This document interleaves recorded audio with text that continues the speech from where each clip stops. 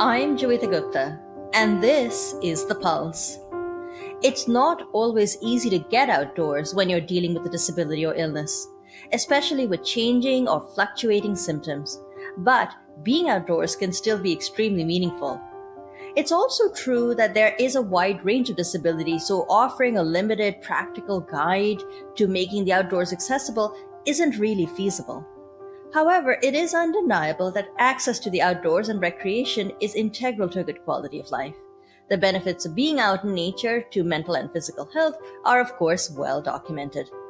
So, there are things that can be done to make trails, hikes, campsites, and even beaches more accessible to people with disabilities. Today, we discuss disability and access to the outdoors. It's time to put your finger on the pulse.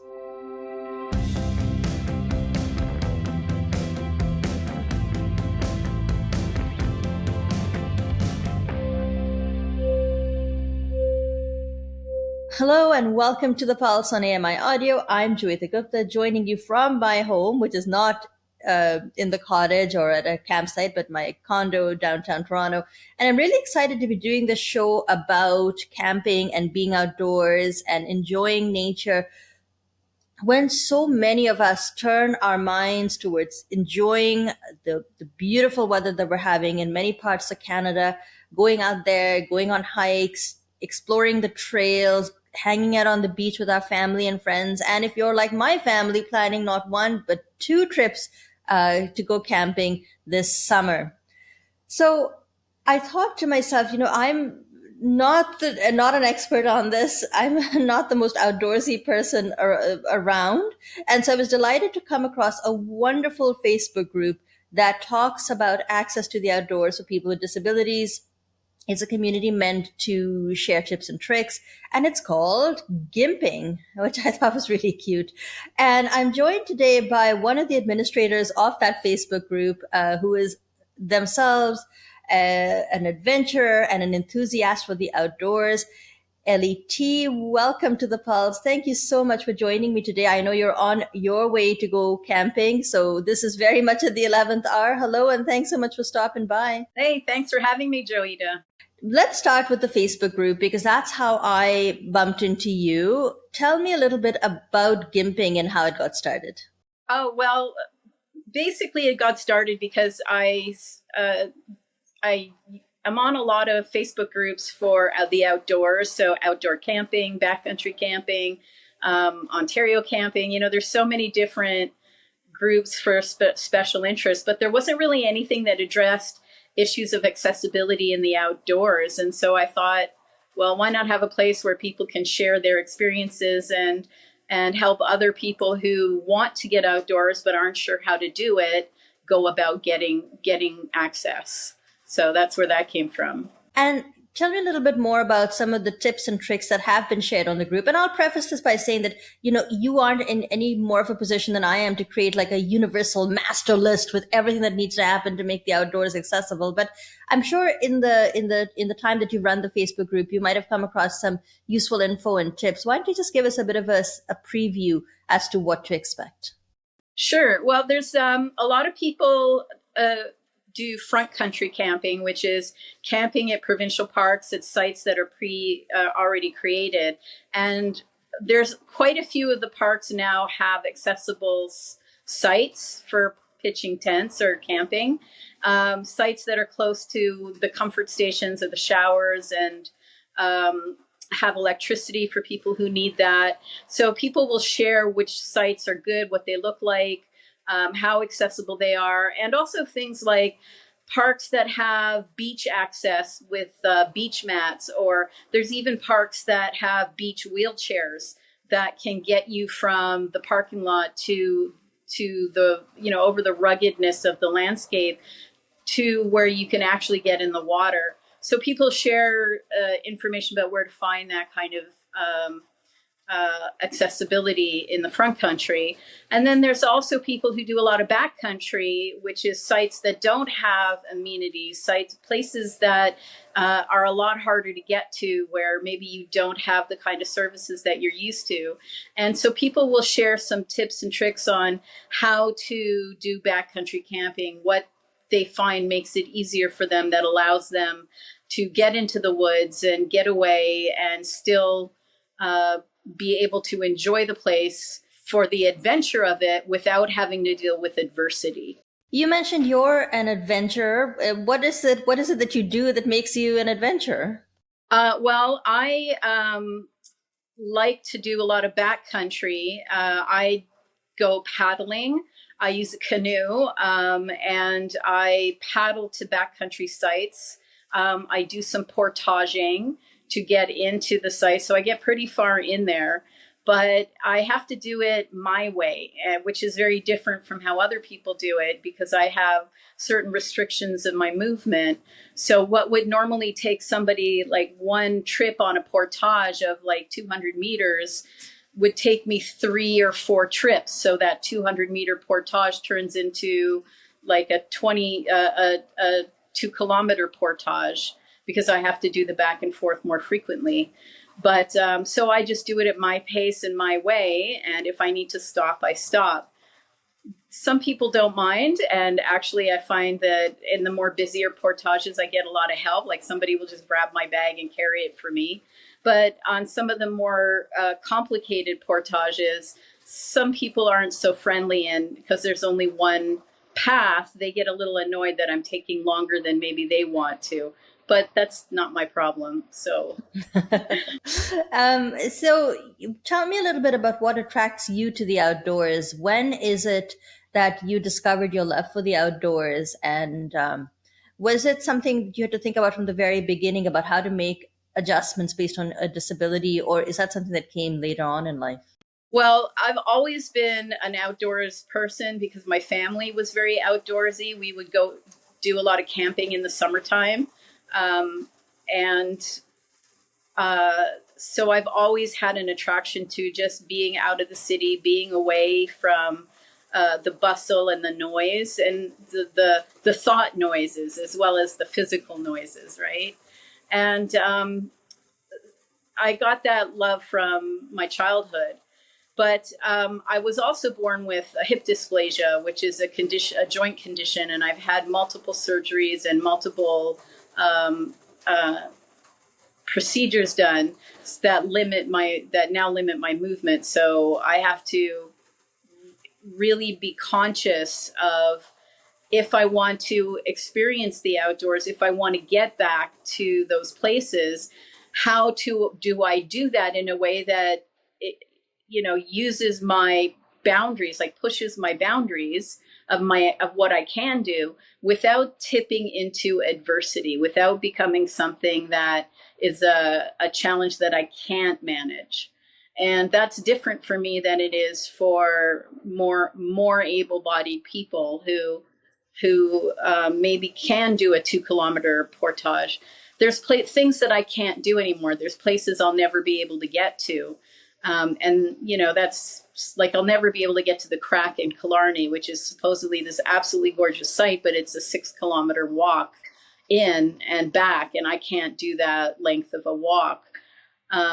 So there's places I won't be able to get to, but that doesn't limit it completely. There's still lots of accessibility. There's even a lot of backcountry sites that are accessible by car that I can get to.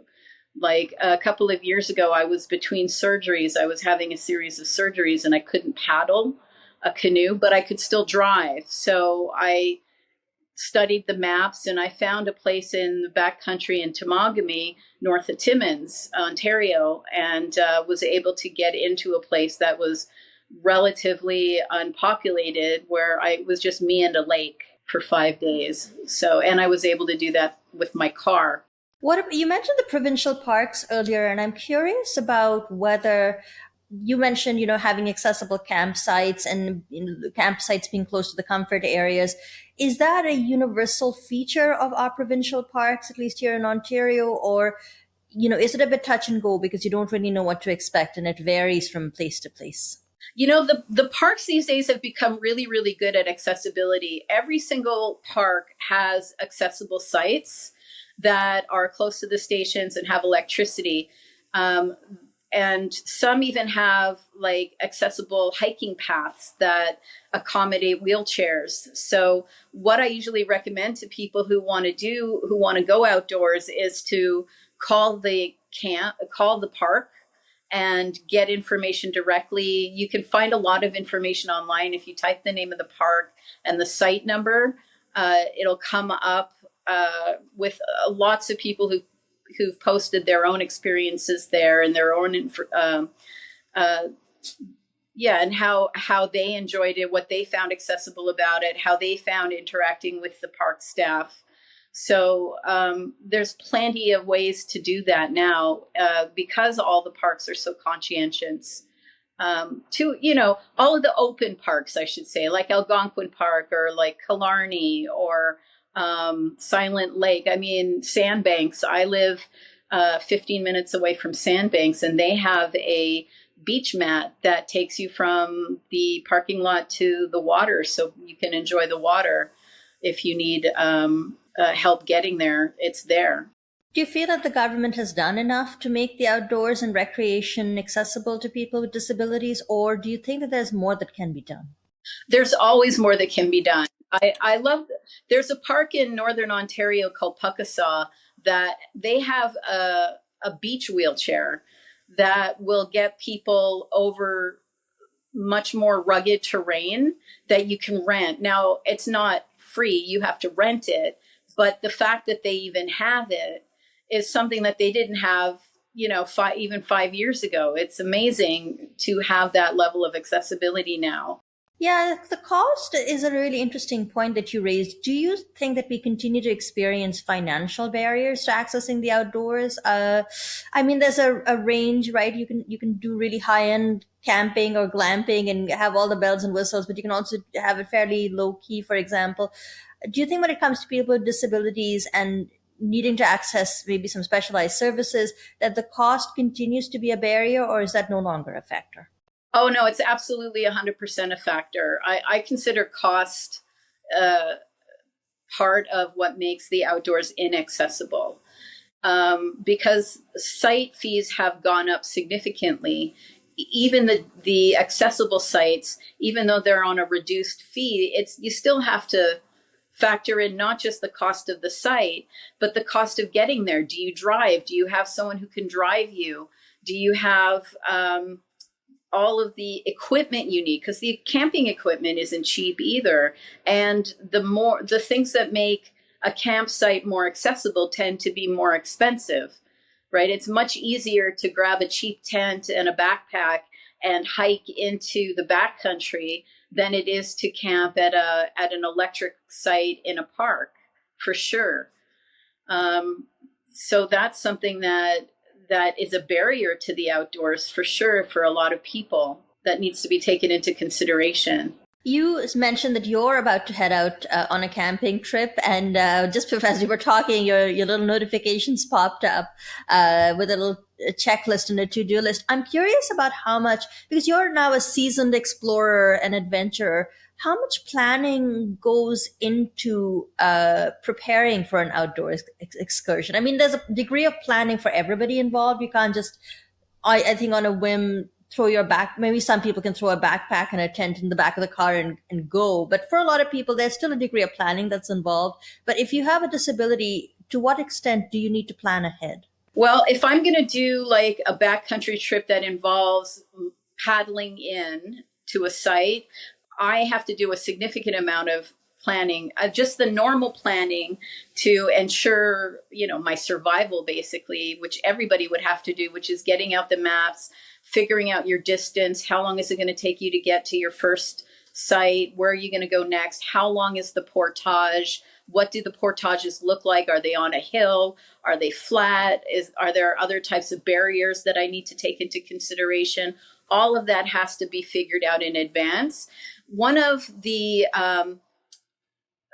most inspiring people when it comes to the outdoors was a man named Bill Mason. He worked for the NFB. He was a filmmaker and an outdoorsman who did a number of documentaries on canoeing and paddling and the outdoors. And he once said, the difference between adventure and adversity is the planning, is making sure you have figured out all the possible permutations of challenges that you might face, and making sure you have solutions for them, and not going anywhere where you're going to be going outside of what you're capable of doing. Even if that means pushing your boundaries, staying within those boundaries is essential to a trip that doesn't end in adversity and, pressing the SOS button on your GPS calling for help. So, yeah, a lot. Not only do I have to do the regular planning, but I also have to do the additional planning of how is this going to be accessible for me? What amount of portaging can I do this weekend? Because for me, it changes from month to month. Some days I'm really good and I can do better, and some days I can't even walk 200 meters. So I have to take all that into consideration when I'm planning a trip. Like the packing that I'm doing for this trip, I'm going away for 5 days into the backcountry in North Frontenac Parklands. And I spent several weeks plotting my trip and collecting the information I did, making sure my equipment is all functional, because you don't want to get to your site and have a tent that has tent poles that snapped, for example. So there's a lot of planning that goes into a trip, for sure. What do you do how do you respond to the naysayers? Even if I wanted to go camping, if I wanted to go camping alone, I mean, I can see people's jaws dropping, but you can't see. What if you trip? How will you manage on your own? How do you talk, or do you even talk to the naysayers and people who say that you can't? Well, that's interesting. When I was in my 20s, I was in I had a group of friends, and we were going to do some country camping in somebody's field, in a friend's field. And I had just had a surgery and was in a wheelchair. And when they realized I was in a wheelchair, they disinvited me from the trip, because they didn't want to help figure out a way for me to get the 200 meters from the car to where we were camping. And I learned a big lesson. And that lesson was I can't depend on other people for my enjoyment. If I want to do the backcountry, I have to find ways to be completely self-sufficient, because other people are not necessarily my allies. So in terms of the naysayers now, it doesn't matter because I'm doing it on my own. They can't stop me from my trip. And yeah, and most of the naysaying is more just surprised that I would do something like this as a person, not so much as a disabled person or a person living with disabilities. I appreciate your point about planning, and I don't disagree with it. But how? I mean, how does one manage if something does come up that you haven't planned for? Torrential rain or something that you didn't see coming. What does it become that much more difficult if someone has a disability to try and change directions or quickly respond to an unforeseen situation? One of the things that I do is I never go backcountry without a Garmin GPS device, an SOS device, so that if I get into any situation that I can't get out of, if I get injured, for example, then I can call for help. So in that sense, I'm not 100% isolated. I always have access to help if I need it. But things like torrential rain, you plan for that. You plan for getting to a site and all the wood is wet and not being able to start a fire. You have a backup. So I always carry a backup stove. Stoves are really tiny. They don't take up a lot of space. So I will always have a heat source, and I've been in situations where it's been raining so much that it wasn't safe to paddle to my next site, and I had to overnight at the same place or hunker down in under my tarp for a couple of days. But that's kind of part of the adventure, really, and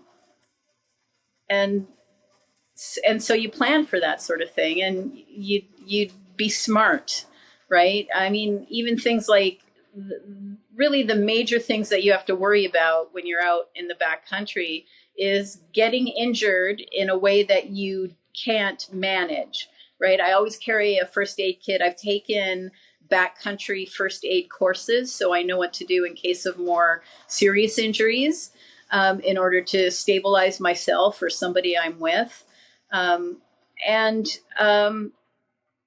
to a lesser extent, bears.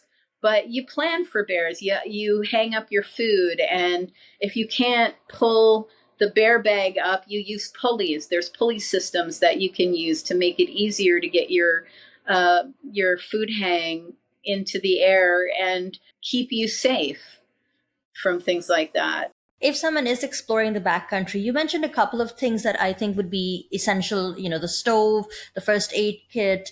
Are there other things that would be essential for someone to take with them if they are exploring backcountry?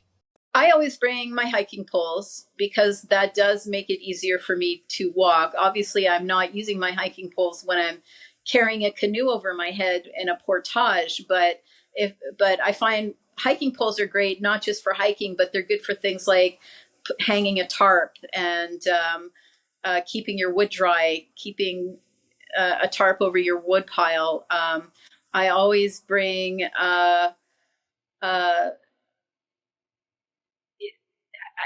I think what it comes down to is what do you want to do and where do you want to go? Because my canoe gets me into places that I wouldn't be able to get to by hiking, that other people would hike into. There's this great park called Frontenac Provincial Park in just north of Kingston, about an hour and a half north of Kingston, Ontario, that has hike-in sites that I'll never be able to get to, but they also have paddle-in sites that I can get to. So I can make plans with friends who want to hike in, and I can meet them there because I can paddle there to meet them there. So we can still hang out at a site that I can get to because I can use my arms to paddle, even though I can't do the hike with them.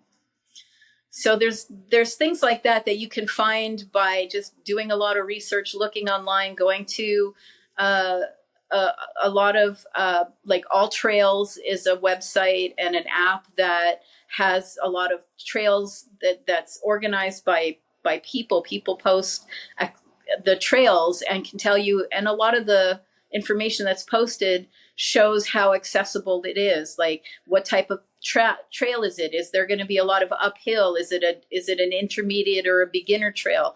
What's the distance? So for people who can walk, and whether with poles or with assisted devices or not, that will give you information to determine if it's accessible for you personally. And, as we sort of wrap up here, I'm curious about how someone who has maybe not explored the outdoors to the same extent as you have, but is now thinking this is something I'd like to try. What's a good way to get started and try to get away from city life and the hustle and bustle of living in an urban center and exploring the outdoors?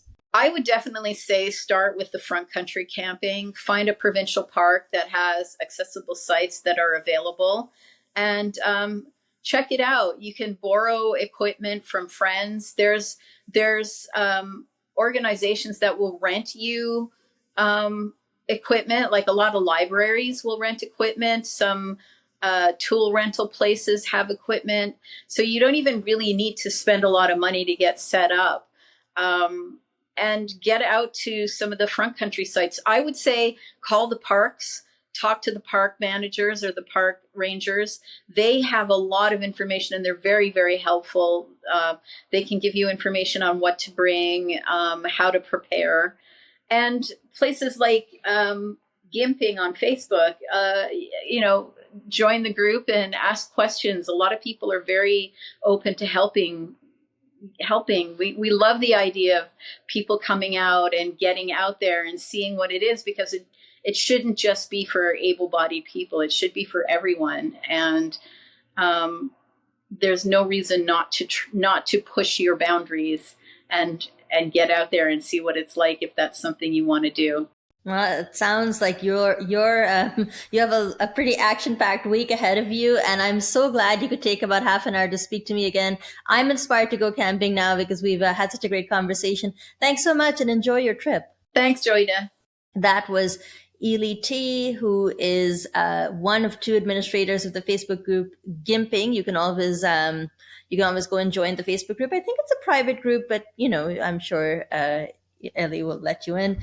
Okay, folks, that's all we have for today. I am pretty excited about this episode for the outdoors. As you might have guessed, I'm not the most outdoorsy person. So it's really nice to get a different perspective and get someone to nudge me in the direction of exploring the outdoors and trying a few things that I haven't tried.